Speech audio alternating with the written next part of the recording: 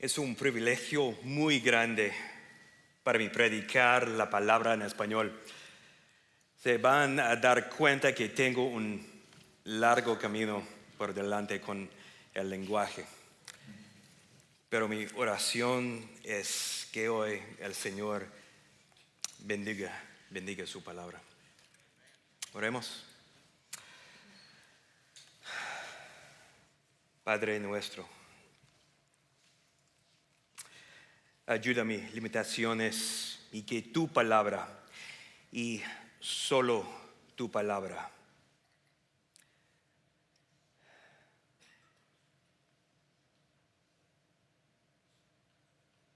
ayúdame. Ayúdanos a prestar atención a tu palabra, porque tú eres santo y deseas un pueblo santo. Para nuestro Salvador, en el nombre de Jesús. Amén.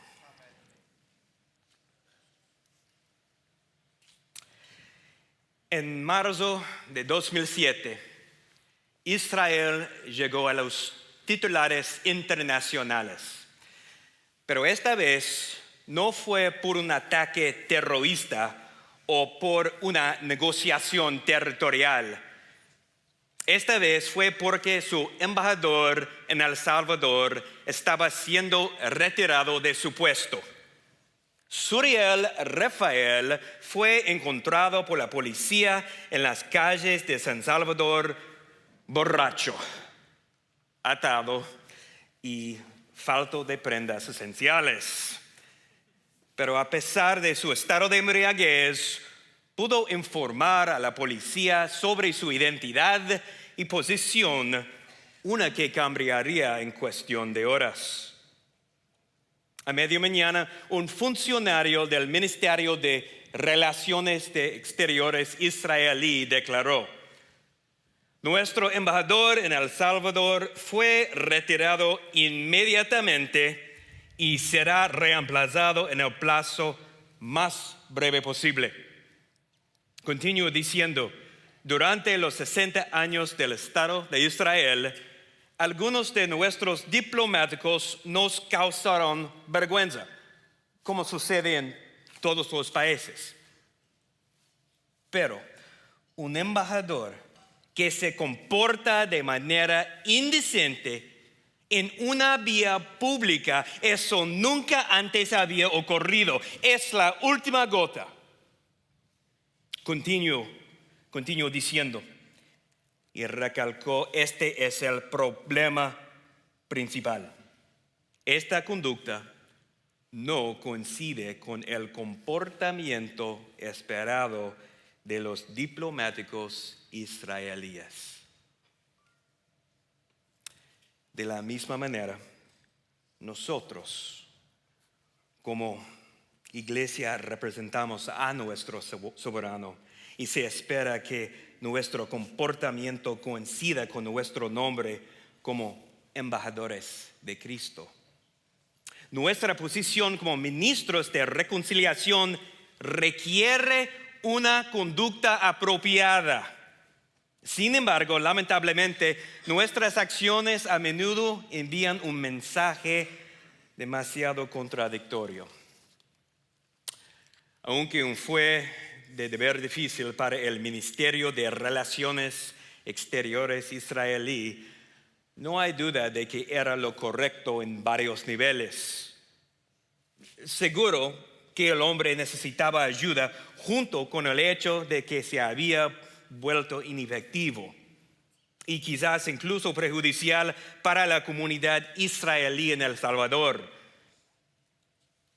Pero en última instancia, sin embargo, estaba manchando la reputación de Israel. Y así sucede con este concepto de discipulado correctivo o disciplina de la iglesia, como a menudo se le llama. El verdadero amor es hacer lo que es mejor para Dios y para los demás. independientemente del costo. La corrección puede ser difícil, pero es de hecho lo que es mejor. Lo mejor para la persona, lo mejor para el cuerpo, pero en última instancia lo mejor para Dios. Recuerde el propósito de la iglesia. La iglesia existe para reflejar el carácter de Dios. La iglesia existe para reflejar el carácter de Dios. En nuestro texto de hoy se responde a la pregunta: ¿cómo imita la iglesia al buen pastor en la búsqueda de una oveja errante? Los capítulos anteriores nos enseñan cómo reflejar el amor de Dios a través de las estructuras autorizadas de atar y desatar. Específicamente, mostramos cómo somos llamados a amar como iglesia, afirmando a los que están en el reino, explicando el evangelio con claridad, examinando y afirmando su salvación y cultivando su crecimiento espiritual. Se ve cómo este amor es atractivo y ofensivo al mismo tiempo, porque afirmar profesiones creíbles requiere no afirmar aquellas profesiones que no son creíbles. Pero explicamos que esto es amor verdadero porque lo que es mejor para el prójimo es llevarlos al reino, no hacerles creer que están en el reino cuando no lo están. Este es un tema que enseñamos en nuestra clase de membresía en mi iglesia, Metro Bible Church, porque creemos que no se puede tener formación sin corrección. ¿Sabes esto si eres padre? Amén. Pero ya sea por Oprah o Joel Osteen, la disciplina se ha convertido en una mala palabra en estos días, ¿verdad? Pero la Biblia pinta un cuadro muy diferente. Hebreos capítulo 12, versículo 6 dice: el Señor disciplina a los que ama y castiga a todos los que acepta como hijos. Si eres creyente, el Señor te ha disciplinado porque te ama con un amor bíblico. ¿Qué padre diría que ama a su hijo, pero que no lo corrige? Proverbios capítulo 13, versículo 24 dice: el que retiene su vara odia a su hijo, pero el que lo ama lo disciplina diligentemente. Piénsalo en su nivel más básico. Imagina que eres un profesor de inglés. ¿Qué clase de profesor serías si solo enseñaras la gramática de su clase, pero nunca corrigieras los trabajos? La disciplina de la iglesia es probablemente para muchos un concepto extraño, porque rara vez se hace un concepto abominable, porque generalmente se hace mal. Busco remediar eso hoy, mostrándonos en la Escritura cómo no solo es necesario, sino que es lo mejor para los demás. 3 puntos explicarán esto a medida que avanzamos en este tema. Escribe, por favor, número 1, propósito. Propósito. Segundo, práctica. Práctica. Y tercero, la confesión de Pedro. Propósito. Quiero hacer una pregunta. ¿Tenemos que practicar la disciplina de la iglesia? tenemos que practicar la disciplina de la iglesia. Sí, primero esto es lo mejor para el nombre. El antiguo puritano J.C. Ryle, en su libro titulado Santidad, lo dice de esta manera: si amamos a una persona, estamos celosos de su nombre y honor. No nos gusta escuchar que hablan algo en su contra. El joven que me discípulo usa una expresión más popular y dijo: nuestro trabajo como cristianos es hacer que Dios se vea bien. Amén. Creo que es mejor resumido en el propósito de la iglesia como lo definió Jonathan Leeman. Las iglesias están llamadas a reflejar el carácter de Dios. Representamos a Cristo ante el mundo incrédulo. Somos sus, ¿qué? Embajadores. Lo que piensan de Jesús y su reinado a menudo es un reflejo directo de lo que ven en nosotros. ¿Te imaginas el cambio de paradigma si realmente comenzamos a vivir bajo esta premisa? Nos consumiríamos sabiendo más acerca de nuestro Señor Jesucristo para hacer un mejor trabajo de parecernos a Él. Segundo, esto también es mejor para la persona. Ven conmigo a Mateo capítulo 18. Mateo capítulo 18. En los primeros 14 versículos, Cristo está hablando de los más pequeños. En el versículo 3, Él dice: les aseguro que si ustedes no cambian y se vuelven como niños, no entrarán en el reino de los cielos. Luego pasa al versículo 10 diciendo que es mejor no desprecies a uno de estos niños. Y en 12 al 14 dice que está dispuesto a dejar 99 ovejas para encontrar a esa oveja que se ha alejado. Y termina en el versículo 14 con: así también el Padre de ustedes que está en el cielo no quiere que se pierda ninguno de estos pequeños. Él muestra la importancia de hacer lo que es mejor para aquellos que se dirigen al error.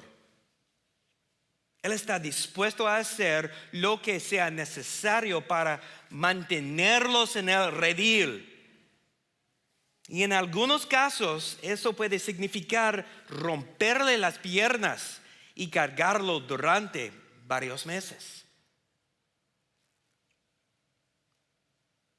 Pero honestamente, si nuestros pecados son perdonados, ¿por qué debemos corregirlos? Cuando rechazamos la corrección de aquellos en la comunidad, generalmente se acompaña de afirmaciones como: eso suena duro. ¿Quién soy yo para juzgar? Bueno, no conoce sus antecedentes, no pueden evitarlo. Te está lastimando algo. Pero en última instancia, la fuerza impulsora detrás de cada una de nuestras excusas es una de las dos cosas: una visión baja del pecado o una visión baja de Dios. Tomemos este primero, una visión baja del pecado. Cuando no lidiamos con el pecado en nuestras propias vidas o en las vidas de aquellos a quienes cuidamos, efectivamente estamos diciendo: lo sé, Dios, tú crees que esto está mal, pero no es realmente un gran problema. Pienso en ello de esta manera. Usted ha sido elegido por el presidente para ser el portavoz nacional para la aptitud física. Explica que el mayor asesino en los Estados Unidos es una enfermedad cardíaca y que 600,000 personas mueran cada año a causa de ella. Eso es 2,600 personas por día, el doble con el cáncer. Entonces, usted se convierte en el embajador de la buena forma física y su trabajo número 1 es reflejar los ideales de una dieta bien balanceada. Ahora imagine que tan emocionado como está por asumir este trabajo, ¿no ha notado que su hijo de 12 años está inclinado la balanza a 100 kilos de peso? Porque toma su dinero para el almuerzo y compra 6 tamales y 4 Inca Colas cada mañana. Si bien has pensado corregirlo, sabes lo incómodo que será y francamente no parece tan importante. Aunque usted dice que cree en el peligro de las grasas saturadas, sus acciones muestran que realmente cree que el presidente no está haciendo nada importante y que no hay mucho peligro de que su hijo muera de un ataque al corazón a los 19 años. No hay un padre aquí que no dé la vuelta al mundo para evitar que su hijo tome una botella llena de veneno. Y sin embargo, cuando estamos en espera y dejamos que la gente beba en el pecado que las pudre espiritualmente de adentro hacia afuera, estamos diciendo que nuestro amor es mejor que el de Dios. No, el amor real deja de preguntar ¿cómo me hace sentir esto? ¿O cómo me hace ver esto? Y pregunta ¿qué es lo mejor para ellos? Y luego actúa sobre eso. Ahora veamos el segundo. Una visión baja de Dios. Si alguien cae en pecado, se está alejando de Dios. Hay diferentes niveles de pecado, algunos por más ignorancia y otros por desobediencia voluntaria, pero todo pecado es rebelión contra Dios. Déjame ser claro. Si bien nuestras circunstancias, biología, personalidades y historia familiar son muy reales, no son la causa de nuestro pecado.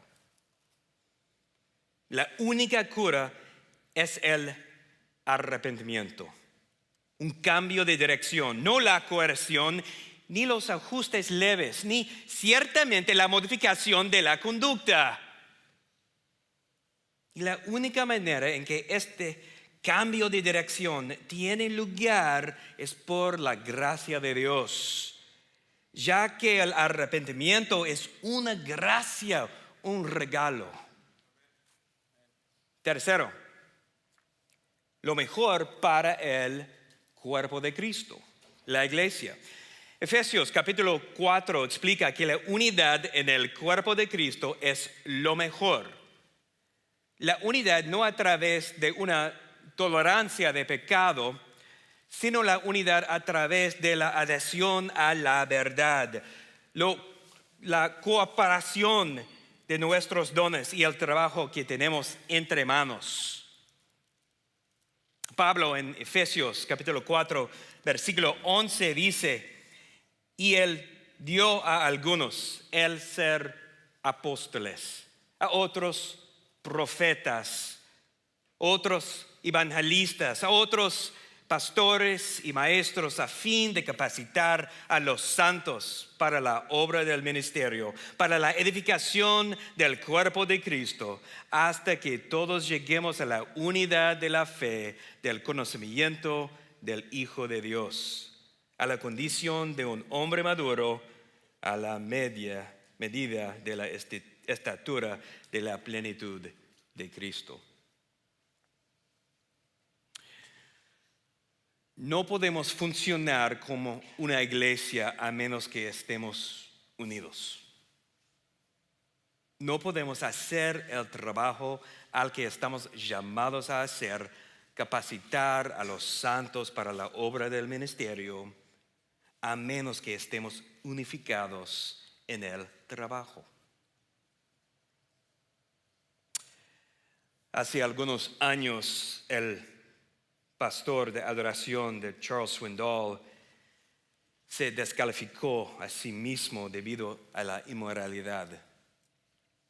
Muchos no se dieron cuenta de que este pastor era el hijo de uno de sus mejores amigos. Había crecido en la iglesia y estaba muy cerca de Swindoll. Si bien fue doloroso para él, personalmente hubo un dolor mayor. Uno que tan insoportable que hizo que sus oídos resonaran con un pensamiento singular. La obra es sagrada. La obra es sagrada. El dolor fue tan intenso, pero la ira por el daño potencial a la obra de Dios y a su rebaño fue peor. Este hombre en su pecado impenitente no solo estaba destruyendo a su familia y a familia de otro, estaba destruyendo el cuerpo. Mi esposa Joy me preguntó una vez si yo había sido fiel a ella, pero ella lo pidió de tal manera que realmente pusiera las cosas en perspectiva con respecto a la naturaleza destructiva del pecado. Ella preguntó, ¿has hecho algo para lastimar a nuestra familia?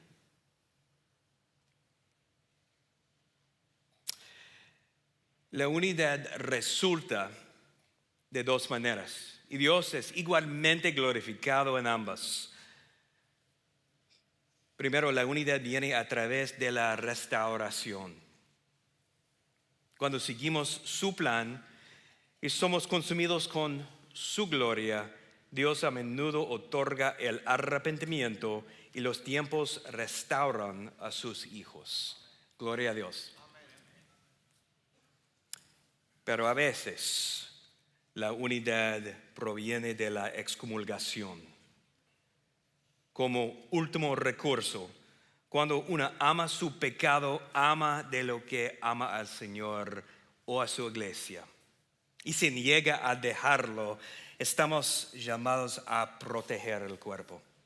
Al sacarlos al cuerpo, ya no pueden ser semillas de discordia, y la oración será que extrañan estar con su familia espiritual más de lo que aman estar en su pecado. Gloria a Dios. Veamos una cosa más sobre la unidad. Veremos hacia atrás en el versículo 19 y 20 de capítulo 18.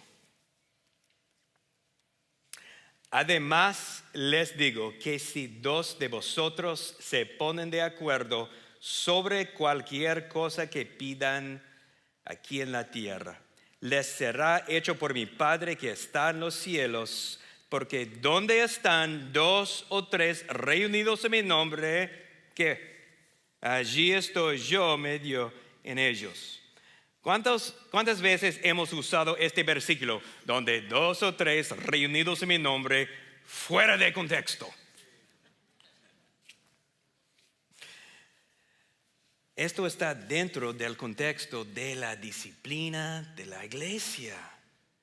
Cuando somos consumidos con su gloria de Dios y amamos a los demás en obediencia, Él está entre nosotros y hay una unidad dulce. Ahora, ¿cómo aplicamos esto a nuestras vidas? Punto 2, práctica.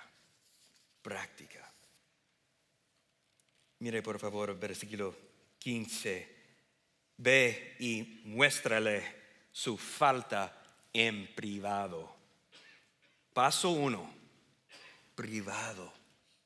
Aquí no se dice en el estudio de la Biblia, en el grupo pequeño, se dice en privado.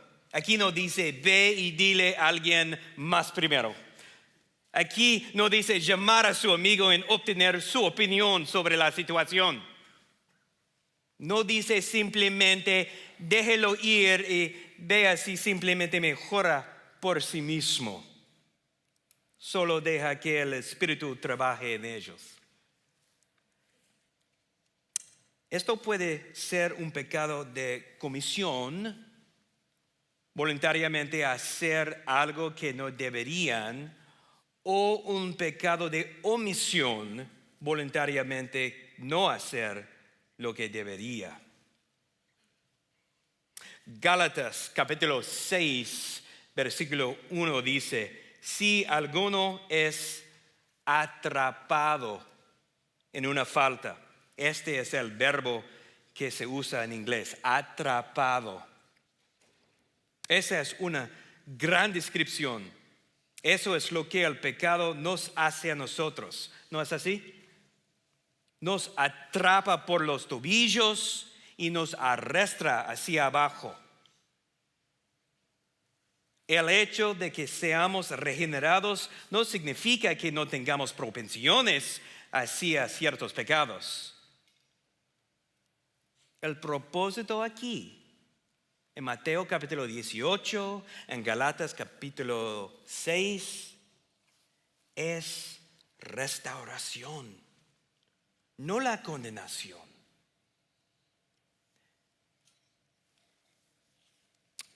Tú que eres espiritual, restaura.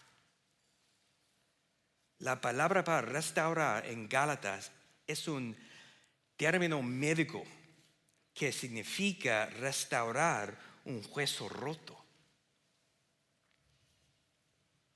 ¿Cómo lo hacemos?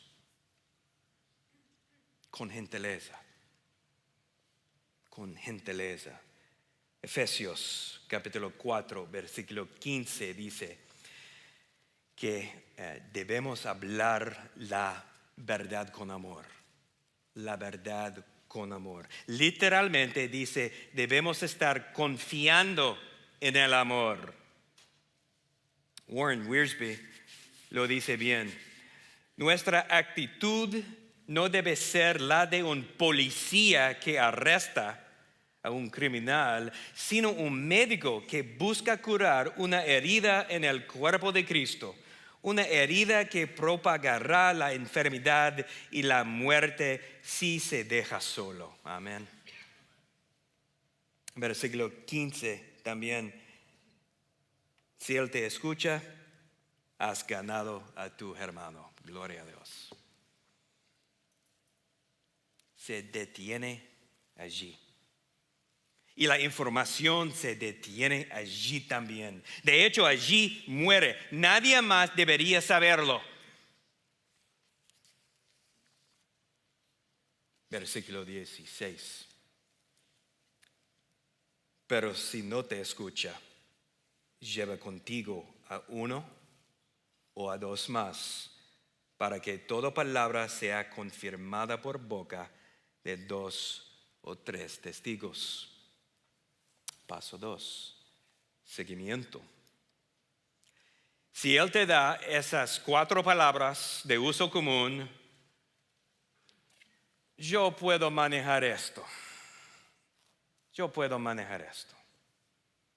No lo dejas solo en el agujero, vas al paso 2. La frase llévate 1 o 2 más contigo significa acompañarte con 1 o 2. Cristo se basa en un principio de la ley. Deuteronomio, capítulo 19, versículo 15 dice: no se levantará un solo testigo contra un hombre por cualquier iniquidad o por cualquier pecado que haya cometido. El caso será confirmado por el testimonio de 2 o 3 testigos. Todos hemos sido cegados por nuestro pecado y a veces se necesita más de uno para que nos demos cuenta del agujero en el que nos encontramos. Por cierto, esa segunda persona debe tener una relación con el hermano pecador, pero no necesariamente conocimiento directo del pecado. Como lo expresó un comentarista, no se trata de ganar el caso, se trata de ganar a un hermano pecador. Necesitamos redefinir el concepto de disciplina de la iglesia en nuestras mentes. Se trata de la restauración de los creyentes. Necesitamos sacar esto del reino de lo serio. En una iglesia saludable, estos 2 primeros pasos deben estar ocurriendo todo el tiempo, sin que el cuerpo lo sepa. Corrección dulce, suave pero firme, forma parte del proceso de discipulado. Recuerde que al ayudar a otros a seguir a Cristo, se necesita tanto la formación como la corrección. Pero algunos de ustedes dicen: bueno, yo soy más un animador. No creo que la exhortación sea necesaria. Déjame decirte algo. No es una coincidencia que en las Escrituras la misma palabra para alentar es la misma palabra para exhortar. Solo se puede distinguir la diferencia por contexto. Y es lo mismo con nosotros. Usamos el adecuado según el contexto. Versículo 17. Si él se niega a escucharlos, díselo a la iglesia. Díselo a la iglesia. Paso 3. Público. Si 2 o 3 no pueden convencerlo, logra que toda la familia vaya tras él con amor. Los discípulos estaban familiarizados con lo que Cristo estaba hablando. Ellos fueron criados corriendo por los pasillos de la sinagoga y sabían valor de la disciplina. Estas eran comunidades muy relacionales. Pero, ¿cómo se ve díselo a la iglesia? Pues, en primer lugar, vas a los ancianos con este problema. Luego, en momento apropiado, guiarán a la iglesia para ayudar a este individuo. Puede ser a través de pequeños grupos o en la cena del Señor, pero el precepto aquí es que si no pueden convencerlo, no te rindas, involucre a la familia. Puedes pensar que Él no escuchará, pero nuestra obediencia no se basa en el pragmatismo, sino en confiar en que Dios hará a su voluntad, a su manera. Recuerde que el evangelio es contraintuitivo. Lo que parece que alejaría a alguien es a menudo lo que Dios usa para otorgar arrepentimiento. ¿Por qué? Porque Él obtiene toda la gloria. Muchas veces las personas intentan retirarse de la iglesia antes de que este paso pueda llevarse a cabo. En los viejos tiempos, cuando solo había una iglesia en la ciudad, no podías simplemente cambiarte de camiseta, ir por la calle y unirte a otra iglesia. Buenos días. No, en primer lugar, porque muchas veces no había otra iglesia, y si la hubiera no te aceptaría porque querían que el proceso te guiara al arrepentimiento. Pero nosotros debemos comprometernos a someternos a la disciplina de la iglesia en caso de que surja la necesidad. Versículo 17. Y si también rehúsa escuchar a la iglesia, sea para ti como el gentil y el recaudador de impuestos. Paso 4, partición. Seguro ya has escuchado la palabra excomulgar. Se puede usar esa palabra en su sentido más básico. La persona ya no es parte de la comunidad. La comunión viene del concepto de ya no son bienvenidos en la mesa del Señor. La comunión es una comida familiar. Esto no debe usarse en un sentido católico de que irán al infierno. Dice que los trata como gentiles, como incrédulos. Esto no significa que sean incrédulos.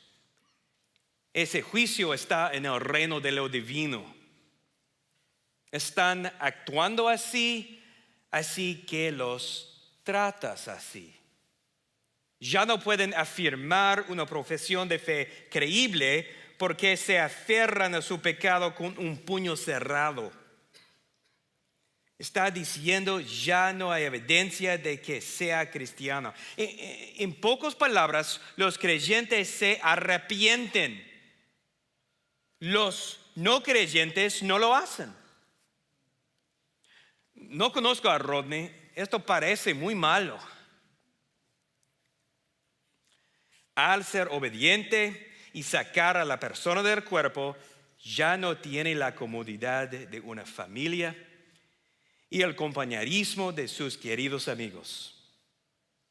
La esperanza es que desean esto más que la comodidad de su propio pecado y anhelan estar en casa. Los creyentes bien intencionados ya no les permiten tener las consecuencias de su pecado. Es muy parecido a un adolescente que ha estado saliendo de fiesta y usando drogas y volviendo a casa una cama tibia y una comida deliciosa. Cuando no te despiertes en la calle y los gemidos de su vientre cantan la cruda realidad de tu condición, comienzas a pensarlo 2 meses. Pero ¿qué es esta cosa del recaudador de impuestos? La iglesia primitiva entendió este concepto. El gentil es bastante fácil, eran paganos. ¿Cómo se trata a un gentil? Les testificas. Los llamas al arrepentimiento. Eres amigable con ellos, pero no tienes dulce comunión con ellos. Pero aquí está lo interesante. Un recaudador de impuestos era uno que formaba parte de la comunidad judía del pacto, que los traicionó al trabajar para el enemigo. Entonces, ¿cuáles son los pecados por los cuales alguien verá la disciplina de la iglesia en la cuarta etapa? ¿Es adulterio? ¿Es robo? ¿Es calumnia? No, en realidad solo hay uno: no arrepentimiento. La dureza de corazón no arrepentido. No hay listas particulares de pecado, pero no tampoco hay ninguna que sea intocable. No se trata del pecado que ellos cometen, se trata de la falta de voluntad para arrepentirse. Este es alguien en la iglesia, pero ¿qué pasa con un pastor, un anciano? Un anciano está sujeto a un estándar más alto. Es más difícil presentar una acusación, pero una vez que se confirma la respuesta al pecado no arrepentido, es mucho más rápido y siempre pública. La primera carta de Timoteo, capítulo 5, versículo 19 y 20. Pablo dice: no admitas acusación contra un anciano, a menos de que haya 2 o 3 testigos. A los que continúan en pecado, repréndelos en presencia de todos, para que los demás tengan temor de pecar. Debido a que están en el ojo público, sus pecados se hacen públicos. Aquellos que han llevado una vida de engaño encubriendo el pecado deben ser removidos públicamente. La obra es sagrada. ¿Pueden ser restaurados? Sí, pero no siempre al ministerio vocacional. Punto 3. La confesión de Pedro. El versículo 18. En verdad os digo, todo lo que atéis en la tierra, será atado en los cielos, y lo que desatéis en la tierra será desatado en los cielos. Entonces tenemos esta frase atar y desatar. Lo que sea esto, claramente la atadura y la desatada que se hacen en el cielo es hecha por el Rey del cielo. Y las ataduras y desataduras que se hacen en la tierra son simplemente un reflejo de lo que ya se ha hecho. En ambos casos dice: lo que tú ates y desates será desatado. Capítulo 18 aclara que esta atadura y desatadura en la iglesia que refleja el amor de Dios. Refleja el amor de Dios en un sentido representativo aquí en la tierra.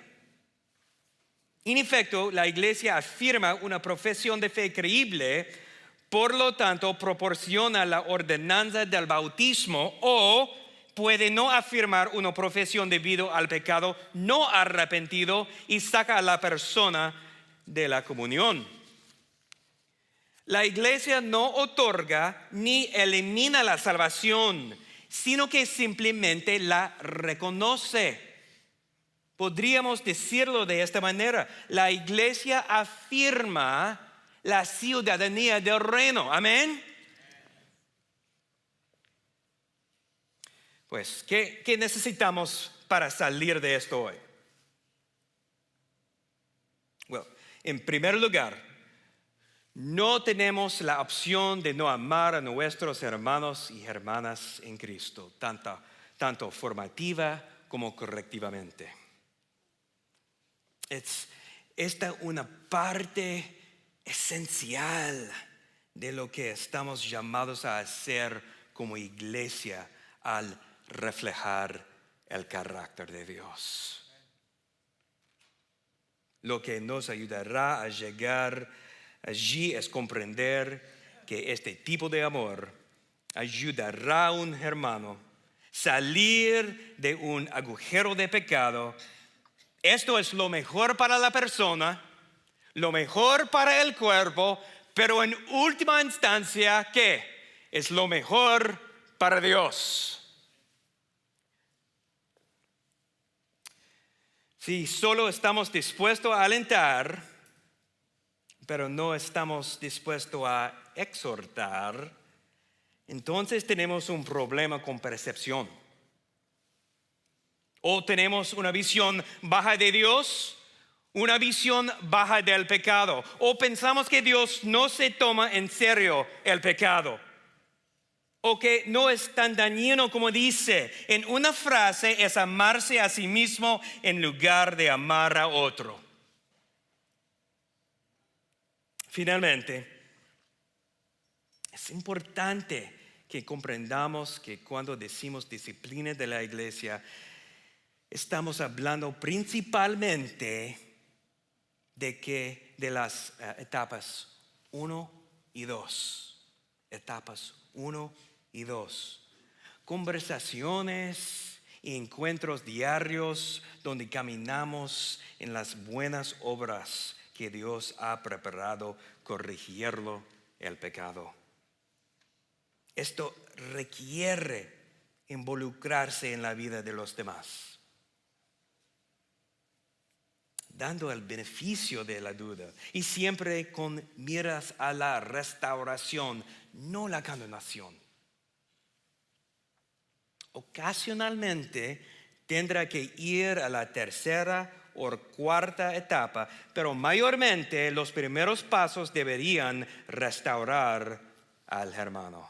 Gloria a Dios. Oremos. Santo Padre, Padre Santo, te pido que amemos a los demás como tú nos has amado, haciendo lo que sea mejor para ellos sin importar el costo. Pido que este amor por ti y por los demás se muestre como iglesias locales que persiguen la santidad por tu gran nombre.